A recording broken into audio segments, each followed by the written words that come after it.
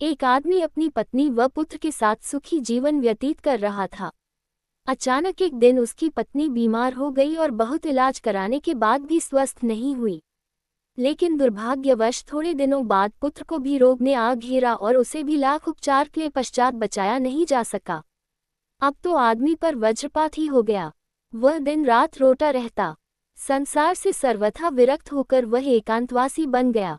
न किसी से कुछ बात करता और न ही मिलता जुलता। एक दिन अपने पुत्र का स्मरण कर वह देर रात तक रोता रहा, फिर उसकी आंख लग गई। स्वप्न में वह देवलोक जा पहुंचा। वहां उसने देखा कि छोटे बच्चों का जुलूस निकल रहा है। उन सभी के हाथों में जलती हुई मोमबत्तियां हैं। उस जुलूस में उसका पुत्र भी चल रहा था, किंतु उसके हाथ की मोमबत्ती बुझी हुई थी।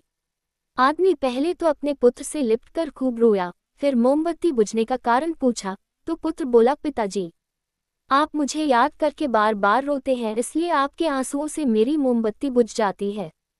ये सुनते ही आदमी की नींद खुल गई और उस दिन उसने बच्चे के लिए रोना बंद कर दिया। उसकी स्मृति में अनाथ बच्चों की मदद करना शुरू कर दिया। सार यह है कि रिश्तों से मोह स्वाभाविक है, किंतु मृत्यु के रूप में उनकी समाप्ति पर शोक में डूबने के स्थान पर उनकी स्मृति में रचनात्मक कर्म करने चाहिए, ताकि कुछ बेहतर करने के उल्लास से वे अधिक याद आएं।